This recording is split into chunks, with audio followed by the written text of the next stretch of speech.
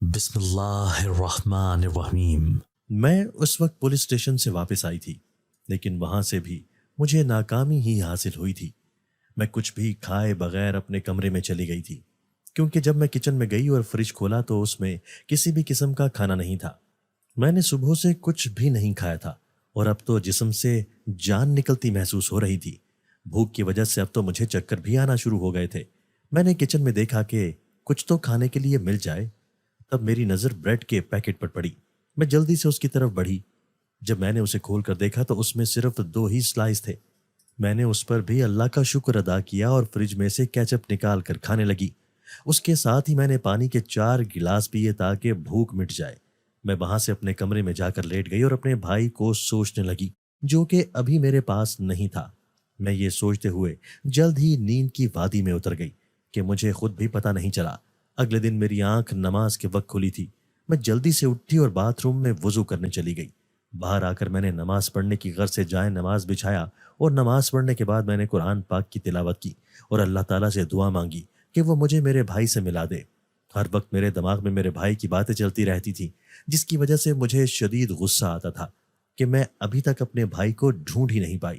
Police بھی میرے بھائی کو ڈھونڈ رہی تھی، لیکن ابھی تک بھی انہیں کچھ بھی کوئی سراغ نہیں ملا تھا جس سے پتہ چلتا کہ وہ کہاں پر ہے۔ کچھ دیر کے بعد میں باہر آئی اور سب کے لیے ناشتہ بنایا، اور جب سب ناشتہ کر کے اپنے اپنے کمرے میں چلے گئے تو میں کچھ دیر کے بعد گھر سے نکلی اور اپنے بھائی کو ڈھونڈنے کے لیے جگہ جگہ جانے لگی۔ میرا بھائی ابھی چھوٹا تھا اور اسے کسی بھی جگہ کے بارے میں اتنا علم نہیں تھا جتنا اسے ہونا چاہیے تھا، کیونکہ ہمارے والدین نے کبھی بھی ہمیں کوئی بھی تکلیف ہونے نہیں دی تھی کہ جس کی وجہ سے ہمیں گھر سے باہر جانا پڑتا۔ میں ایک گاؤں میں اپنے بھائی کو ڈھونڈنے کے لیے آئی تھی، کیونکہ میرا بھائی یہاں پر اکثر بابا ساتھ لے کر آیا کرتے تھے۔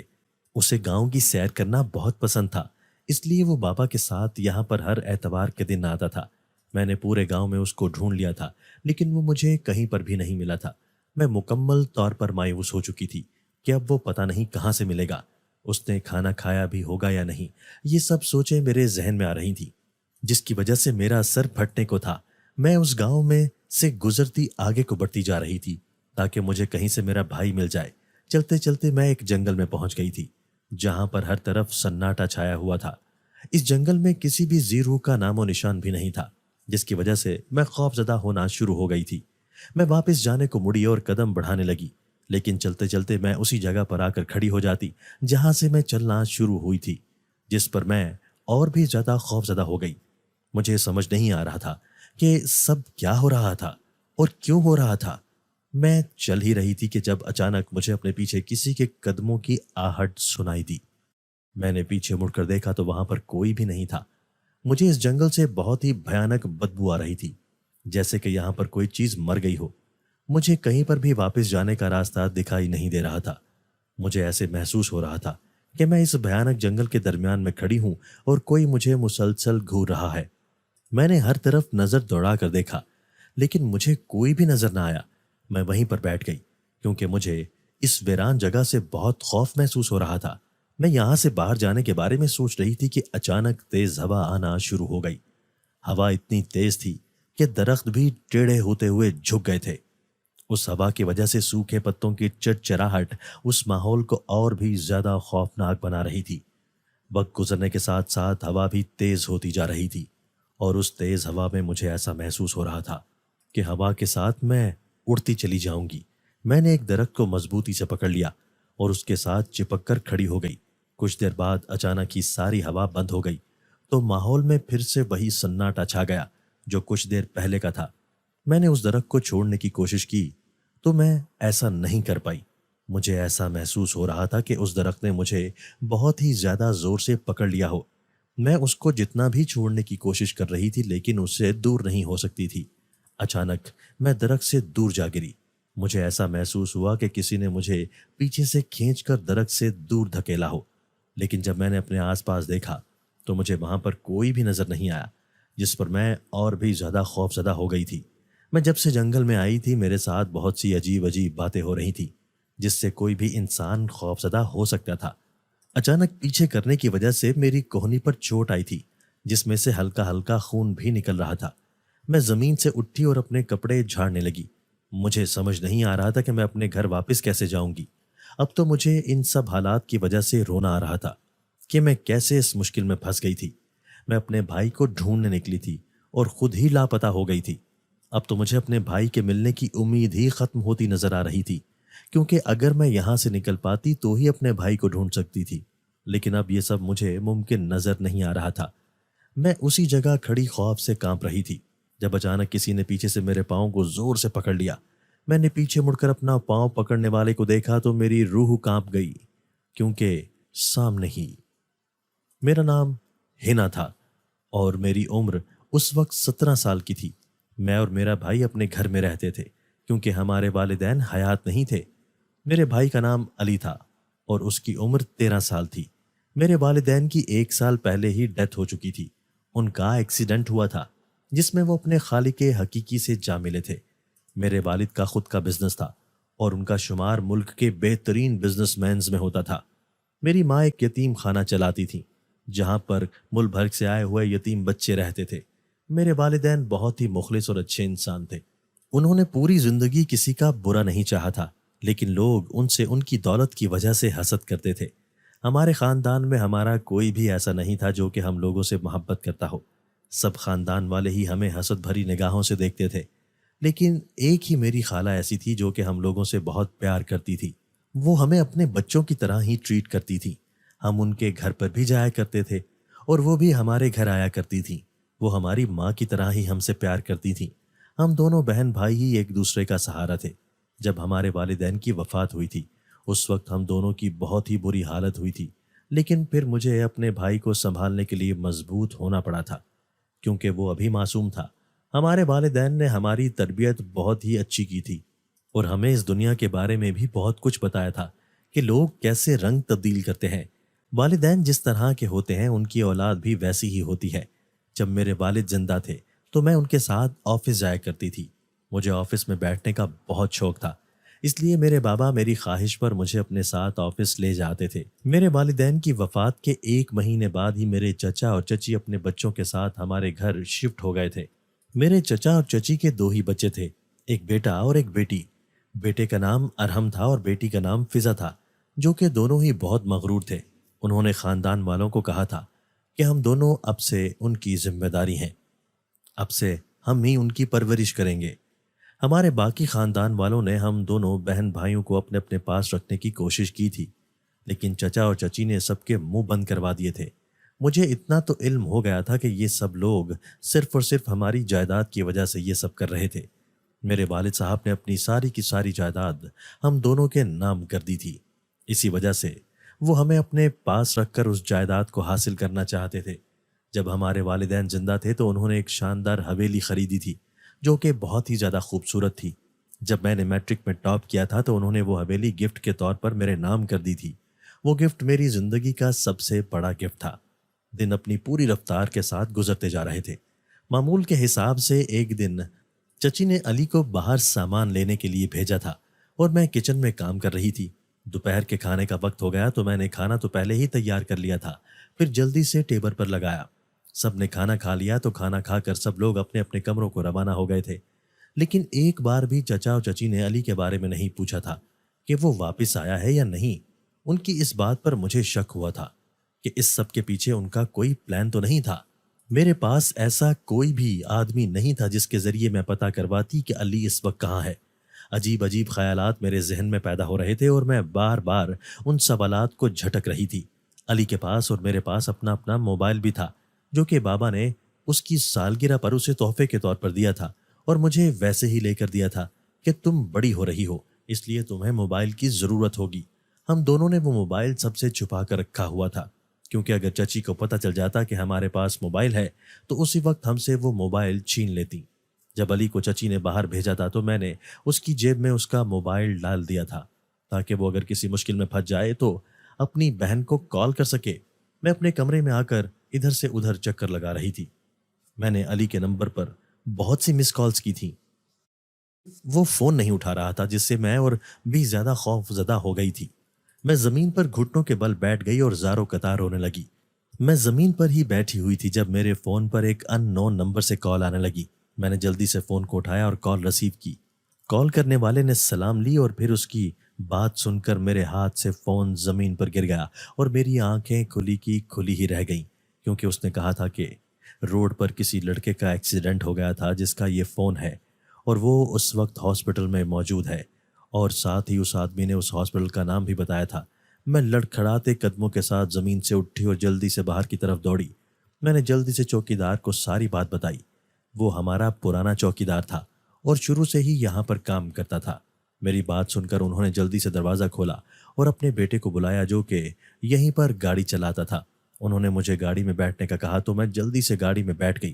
انہوں نے اپنے بیٹے کو اس ہاسپٹل کا پتہ دیا اور پھر گاڑی ہسپتال کی طرف روانہ ہو گئی۔ میں نے اس ڈرائیور کو جلدی گاڑی چلانے کا کہا تو وہ تیز ڈرائیونگ کرنے لگا۔ پھر کچھ ہی دیر میں ہم ہاسپٹل کے باہر کھڑے تھے جہاں پر میرا بھائی اس وقت ایڈمٹ تھا۔ میں گاڑی سے باہر نکلی اور جلدی دروازہ کھول کر اندر داخل ہوئی۔ میں سامنے موجود ریسیپشن سے پوچھ کر اپنے بھائی کے کمرے کی طرف چلی گئی۔ میں اس کے کمرے کے باہر پہنچی تو اندر ڈاکٹرز اس کا علاج کر رہے تھے۔ میں اس کمرے کے دروازے کے پاس کھڑی ہو گئی اور اپنے بھائی کو دیکھنے لگی جو کہ بہت سی نالیوں کے بیچ میں جکڑا ہوا تھا۔ کچھ ہی دیر کے بعد اس کمرے میں موجود ڈاکٹرز باہر آ گئے تو میں نے ان سے پوچھا کہ میرے بھائی کی طبیعت کیسی ہے۔ ان میں سے ایک ڈاکٹر جو کہ سینئر تھا اس نے کہا کہ وہ بالکل ٹھیک ہے، آپ کو پریشان ہونے کی ضرورت نہیں ہے، بس کچھ چوٹیں گہری ہیں جو آہستہ آہستہ ٹھیک ہو جائیں گی۔ ان کی بات سن کر میں نے خدا کا شکر ادا کیا اور ساتھ ہی ڈاکٹر کا بھی شکریہ ادا کیا۔ اس کے بعد میں نے ڈاکٹر سے پوچھا کہ میں اپنے بھائی سے مل سکتی ہوں تو انہوں نے کہا کہ ہم کچھ دیر بعد انہیں روم میں شفٹ کر دیں گے، پھر آپ ان سے مل لیجئے گا۔ یہ کہہ کر وہ واپس چلے گئے۔ تھوڑی دیر میں ہی اسے ICU سے روم میں شفٹ کر دیا گیا تھا۔ میں اس کے روم میں چلی گئی لیکن اسے ابھی تک ہوش نہیں آیا تھا۔ میں وہاں پر موجود کرسی پر بیٹھ گئی اور اپنے بھائی کے ہوش میں آنے کا انتظار کرنے لگی۔ کچھ ہی دیر بعد میرے بھائی کو ہوش آ گیا تو میں اس کے پاس اس کے بیڈ پر بیٹھ گئی۔ اپنے بھائی کو اس حالت میں دیکھ کر میری آنکھوں سے آنسو نکل آئے تھے، کیونکہ میں نے کبھی بھی نہیں سوچا تھا کہ میں اپنے بھائی کو اس حال میں دیکھوں گی۔ میں نے اس کا ہاتھ اپنے ہاتھ میں پکڑا تو وہ مسکرایا۔ میں نے اس سے کچھ بھی نہیں پوچھا تھا کیونکہ اس کی اس طرح کی حالت نہیں تھی کہ اس سے کچھ بھی پوچھا جاتا۔ جب علی سو گیا تو میں وہاں سے ڈاکٹر کے پاس چلی گئی تاکہ اس سے علی کی ڈائٹ کے بارے میں کچھ پوچھ سکوں۔ ڈاکٹر سے اس کی ڈائٹ پوچھنے کے بعد میں علی کے لیے باہر سے کچھ کھانے کو لینے چلی گئی۔ میں کچھ ہی دیر میں واپس آ گئی تھی۔ اس کے بعد میں نے اپنے بھائی کو کھانا کھلایا اور پھر میڈیسن دی۔ اگلے ہی دن میرے بھائی کو ڈاکٹر نے ڈسچارج کر دیا تھا اور میں اسے لے کر رکشے میں گھر گئی تھی۔ میں اس کی مکمل حفاظت کرتی تھی کیونکہ وہی اس دنیا میں میرا اپنا تھا۔ اس سے ہی میں اپنا دکھ سکھ بانٹتی تھی، وہی میری کل کائنات تھا۔ گھر جا کر میں اسے سیدھا کمرے میں لے گئی تھی اور پھر اسے لٹا کر اس کے لیے پرہیزی کھانا بنانے کے لیے چلی گئی۔ گھر میں کوئی بھی نہیں تھا، اس لیے کسی نے بھی مجھے باتیں نہیں سنانی تھی۔ اگر سب لوگ گھر میں ہوتے تو مجھے کبھی بھی اپنے بھائی کے لیے کھانا نہیں بنانے دیتے۔ ہم دونوں اپنے ہی گھر میں نوکروں سے بھی بری طرح رہ رہے تھے۔ رات ہونے والی تھی، اس لیے میں نے جلدی سے سب کے لیے رات کا کھانا بنایا تھا۔ پہلے مجھے کھانا وغیرہ بنانا نہیں آتا تھا، لیکن میری زندگی کے سخت حالات نے مجھے سب کچھ سکھا دیا تھا۔ میں کھانا بنا کر ابھی کچن سے جا رہی تھی کہ سب لوگ آ گئے اور میری چچی نے کہا کہ او ہنا، جا سب کے لیے رات کا کھانا ٹیبل پر لگا۔ ہم سب بہت تھک گئے ہیں شاپنگ کرتے کرتے۔ ان کے منہ سے شاپنگ کا نام سن کر میں وہیں کھڑی رہ گئی تھی، کیونکہ میں نے اور میرے بھائی نے پچھلے 6 مہینے سے کچھ بھی نہیں خریدا تھا اور وجہ یہی سب لوگ تھے۔ ابھی بھی یہیں کھڑی ہے منحوس، ابھی تک گئی کیوں نہیں؟ مجھے وہاں کھڑا دیکھ کر میری چچی چیخ اٹھی تھی۔ میں ان کی بات سن کر جلدی سے کچن کی طرف بڑھ گئی اور جلدی سارا کھانا ٹیبل پر لگا دیا، کیونکہ اگر میں تھوڑی بھی دیر اور کرتی تو شاید آج میری شامت آ جاتی۔ کھانا لگا کر میں کچن میں آ گئی اور پھر وہاں پر بیٹھ کر انتظار کرنے لگی۔ مجھے بہت بھوک لگی ہوئی تھی لیکن میں کھانا نہیں کھا سکتی تھی کیونکہ میری چچی نے مجھے کھانا کھانے سے منع کیا تھا کہ جب تک وہ خود نہیں کھائیں گے تب تک میں بھی نہیں کھاؤں گی۔ جب سب لوگ کھانا کھا کر چلے جاتے تھے تبھی میں اور میرا بھائی کھانا کھاتے تھے۔ ان حالات میں اپنے ماں باپ کو بہت زیادہ یاد کرتی تھی جو ہم دونوں کو اس دنیا کے رحم و کرم پر چھوڑ گئے تھے۔ وہ جانتے تھے کہ یہ دنیا کیسی ہے، پھر بھی ہمارے ساتھ نہیں تھے۔ میں تنہائی میں اکثر اپنے ماں باپ سے باتیں کرتی تھی۔ جس گھر میں میں نے رانیوں کی سی طرح زندگی گزاری تھی اب اسی گھر میں میں ملازمہ کی طرح رہتی تھی۔ میں اپنے خدا سے ہر وقت یہی دعا کرتی تھی کہ وہ سب کچھ پہلے جیسا کر دے، لیکن پتہ نہیں یہ دعا کب پوری ہونی تھی۔ میں صرف اپنی زندگی میں خوش رہنا چاہتی تھی، مجھے اپنے خدا پر پورا بھروسہ تھا کہ وہ اس آزمائش کو جلد ہی ختم کر دے گا۔ اگلے دن میں علی کے پاس گئی اور اس سے پوچھا کہ کیا اب تم ٹھیک ہو؟ تو اس نے کہا کہ میں بالکل ٹھیک ہوں آپی، آپ پریشان مت ہوں۔ اس کی بات سن کر مجھے کچھ سکون ملا تھا۔ میں نے اس سے پوچھا کہ تمہارا ایکسیڈنٹ کیسے ہوا؟ تو علی نے کہا کہ میں سڑک پار کرنے کے لیے آگے بڑھا اور پھر ارد گرد دیکھا جہاں پر کوئی بھی گاڑی نہیں تھی۔ میں نے کسی بھی گاڑی کو نہ دیکھتے ہوئے سڑک پار کرنے کی کوشش کی، لیکن جیسے ہی میں سڑک کے درمیان میں پہنچا تو ایک گاڑی مجھے ٹکر مار کے آگے بڑھ گئی۔ میں دور جا کر گر گیا اور پھر وہیں بے ہوش ہو گیا۔ اس کے بعد جو کچھ بھی ہوا اس کا مجھے نہیں پتا۔ علی کی بات سن کر مجھے پکا یقین ہو گیا تھا کہ یہ سب میرے چچا اور چچی کا کیا دھرا ہے، لیکن اس سب کے باوجود بھی میں ان کے خلاف کچھ بھی نہیں کر سکتی تھی۔ میں اپنے بھائی کو سونے کا کہہ کر خود بھی سونے کے لیے لیٹ گئی۔ میرے چچا اور چچی نے ہم دونوں سے ہمارے ذاتی کمرے بھی چھین لیے تھے اور ہمیں ایک روم دیا تھا جس میں ہم دونوں ہی سوتے تھے۔ مجھے اپنے چچا اور چچی پر افسوس ہوتا تھا کہ وہ پیسوں کی خاطر کس حد تک بھی جا سکتے تھے۔ انہیں تو اللہ کا بھی خوف نہیں تھا، کیسے اس طرح کسی کو مروانے پر تلے ہوئے تھے۔ میرے چچا چچی اور ان کے بچوں میں سے کسی نے بھی علی کی خیریت معلوم کرنے کی کوشش بھی نہیں کی تھی۔ دن اپنی پوری رفتار کے ساتھ گزرتے جا رہے تھے اور وقت کو گزرنے سے کوئی روک نہیں سکتا۔ وقت گزرنے کے ساتھ ساتھ میرے بھائی کے زخم بھی ٹھیک ہو گئے تھے اور وہ پہلے سے بہتر تھا۔ اس دن کے بعد سے میں علی کو اس کمرے سے باہر نہیں نکلنے دیا کرتی تھی، کیونکہ اب میرا چچی سے بھروسہ اٹھ چکا تھا۔ وہ دولت کی خاطر کچھ بھی کر سکتی تھی۔ معمول کے حساب سے ایک دن میں کچن میں کھانا بنانے کے لیے تیاری کر رہی تھی۔ جب چچی نے مجھے بلایا تو میں فوراً ان کے کمرے میں چلی گئی۔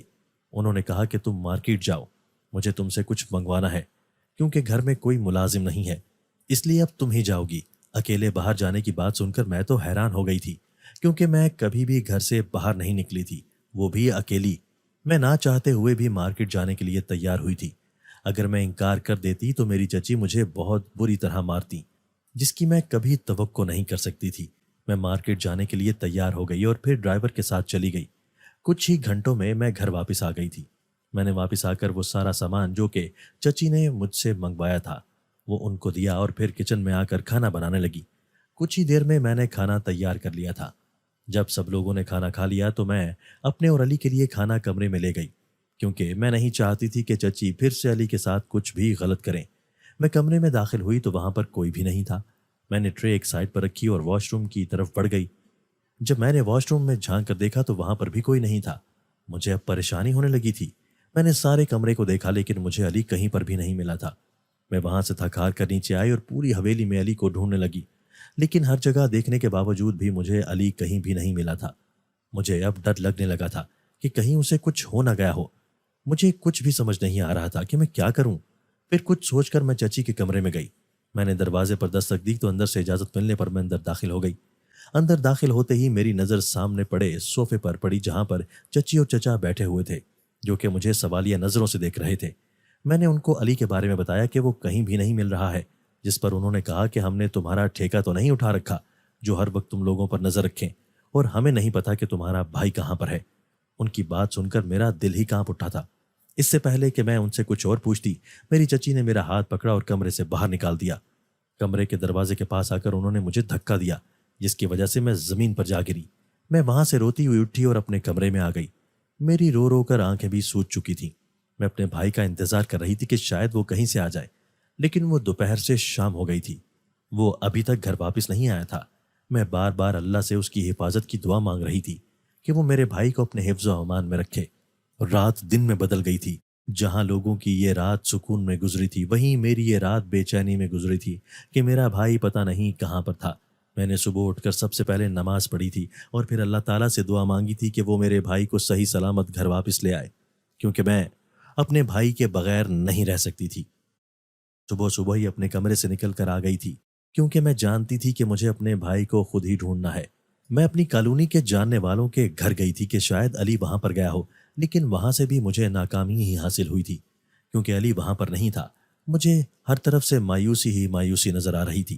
مجھے کچھ بھی سمجھ نہیں آ رہا تھا کہ میں اپنے بھائی کو کہاں پر ڈھونڈوں کہ اچانک میرے دماغ میں ایک بات آئی۔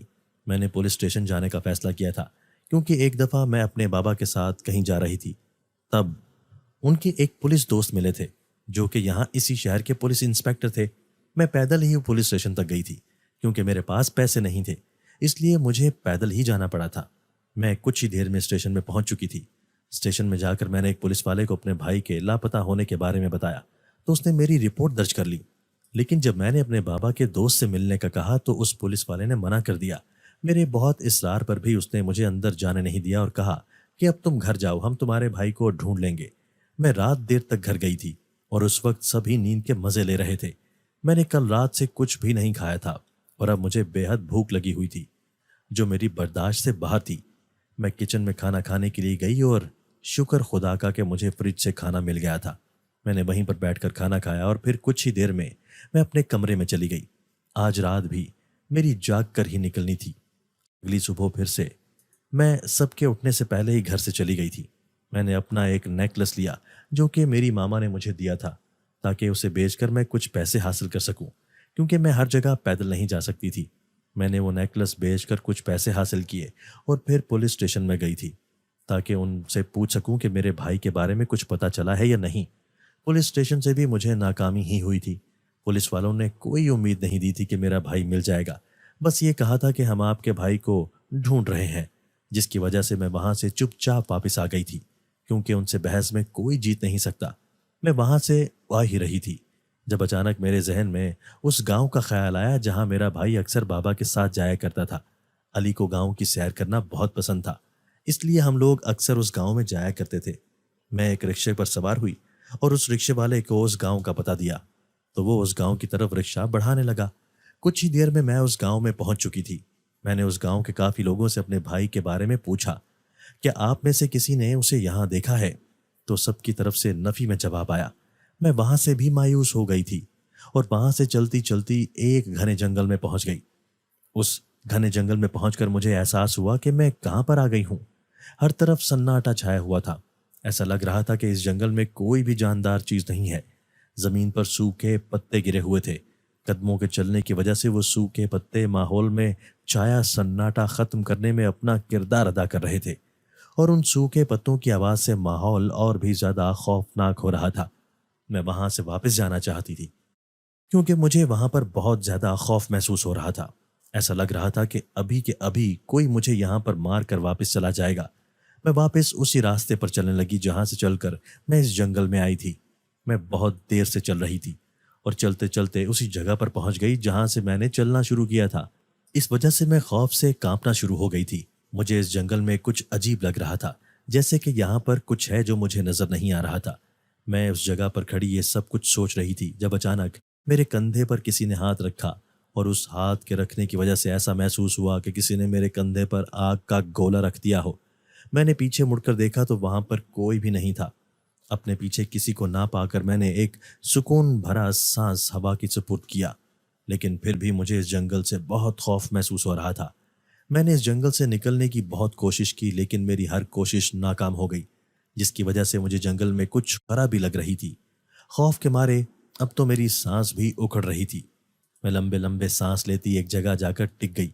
کچھ دیر بعد اچانک ہی وہاں پر بہت تیز ہوا آنا شروع ہو گئی، جس کی وجہ سے میں ایک درخت کے ساتھ چپک کر کھڑی ہو گئی۔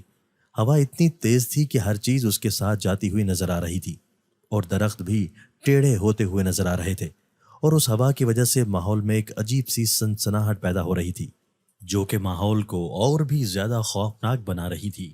کچھ دیر بعد اچانک ہی ساری ہوا آنا بند ہو گئی تو میں نے اس درخت سے دور ہونے کی کوشش کی، لیکن میں ایسا نہیں کر سکی۔ میری ہر کوشش ناکام ہو رہی تھی۔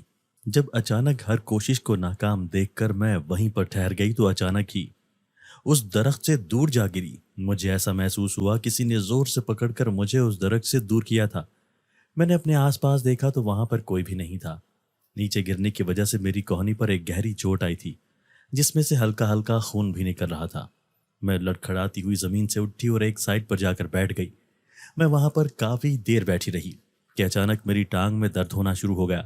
میں وہاں سے اٹھ کر ارد گرد چکر لگانے لگی کہ اچانک ہی کسی نے میرے پاؤں کو زور سے پکڑ لیا۔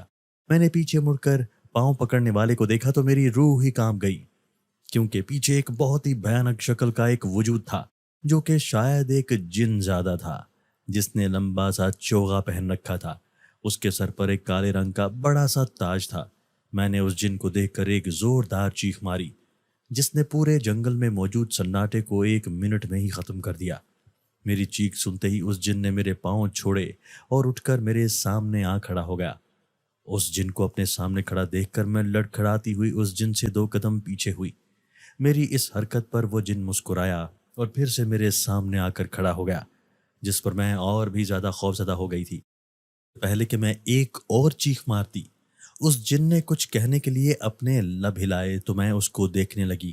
اس جن نے کہا کہ میں تمہیں کوئی نقصان نہیں پہنچاؤں گا، میں ایک اچھا جن ہوں، تمہیں مجھ سے خوف زدہ ہونے کی کوئی ضرورت نہیں ہے۔ اس کی بات سن کر میں تو ساکت ہی کھڑی رہ گئی۔ میں نے ہوش کے ناخن لیے اور اس جنزادے سے کہا کہ تم مجھ سے اتنی ہمدردی کیوں جتا رہے ہو؟ میری بات سن کر اس جن کا ایک زوردار کہکا ہوا میں گونجا اور پھر وہ جن میری طرف متوجہ ہوا اور کہا کہ مجھے تم سے پہلی نظر میں ہی محبت ہو گئی تھی، لیکن یہ محبت پائے تکمیل تک نہیں پہنچ سکتی، اس لیے میں تمہیں کچھ بھی نہیں کہوں گا۔ میں تمہیں صرف خوش دیکھنا چاہتا ہوں اور کچھ بھی نہیں۔ اس کی بات سن کر میں تو حیران ہی ہو گئی تھی اور بار بار غور سے جنات کے بادشاہ کو دیکھ رہی تھی۔ ابھی میں اسے دیکھ ہی رہی تھی کہ اس نے اپنا ہاتھ بڑھایا اور ہم دونوں وہاں سے غائب ہو کر ایک عجیب سی دنیا میں آ گئے۔ شاید وہ جنات کی دنیا تھی، کیونکہ وہاں پر اس جن جیسے بہت سے دوسرے جن بھی تھے، لیکن اس جن میں اور دوسرے جنات میں ایک فرق تھا کہ اس جن نے اپنے سر پر ایک بڑا سا تاج پہن رکھا تھا، جبکہ دوسرے جنات میں سے کسی کے سر پر بھی تاج نہیں تھا۔ میں نے اس جن سے کہا کہ تم نے یہ اپنے سر پر اتنا بڑا تاج کیوں پہن رکھا ہے؟ تو اس جن نے مجھ سے کہا کہ میں یہاں کا بادشاہ ہوں، جنات کا بادشاہ، اس لیے میرے سر پر یہ بڑا سا تاج ہے۔ میں نے اس کی بات سن کر اسبات میں سر ہلا دیا اور پھر اس جگہ کو دیکھنے لگی جہاں پر جنات رہتے تھے۔ وہ بہت ہی عجیب جگہ تھی، اگر کوئی بھی عام انسان اس جگہ کو دیکھ لے تو خوف کے مارے مر جائے۔ یہ وہی جنگل تھا جہاں پر میں بہت خوف زدہ ہو رہی تھی۔ مجھے پہلے نہیں پتا تھا کہ یہ جنات کی جگہ ہے، یہاں پر جنات رہتے ہیں۔ کوئی بھی انسان اس جنگل کو محض ایک عام سا جنگل ہی سمجھتا، جیسے کہ میں سمجھ رہی تھی، لیکن یہ جنات کا گھر تھا جہاں وہ رہتے تھے۔ ابھی میں سب کچھ دیکھ ہی رہی تھی جب جنات کا بادشاہ مجھے اپنے محل میں لے گیا، جسے دیکھ کر میں تو حیران ہی رہ گئی۔ وہ محل بہت ہی خوبصورت تھا، لیکن پورا محل ہی کالے رنگ کا تھا، جسے دیکھ کر مجھے یہ لگا تھا کہ جنات اپنی دنیا میں صرف کالا رنگ ہی پہنتے تھے۔ جنات کا بادشاہ مجھے اس محل کے اندر لے گیا اور پھر سب جنات سے ملوایا۔ جنات کا بادشاہ مجھے اپنے ساتھ ایک بڑے سے کمرے میں لے گیا جہاں پر شاید سب جنات بیٹھے تھے۔ جنات کا بادشاہ مجھے اپنے سامنے بٹھا کر باتیں کرنے لگا اور مجھ سے میرے بارے میں پوچھنے لگا کہ میں کیسے اس جگہ پر آئی۔ اس جن کی بات سن کر میں نے ایک لمبی سانس لی اور پھر اسے اپنے بارے میں سب کچھ بتا دیا، اور ساتھ یہ بھی بتایا کہ میں اپنے بھائی کو ڈھونڈنے کے لیے گھر سے نکلی تھی اور اسے ڈھونڈتی اس دنیا میں پہنچ گئی۔ میری بات سن کر جنات کے بادشاہ نے ایک گہری آہ بھری، جیسے اسے بھی میرے حالات کے بارے میں سن کر برا لگا ہو۔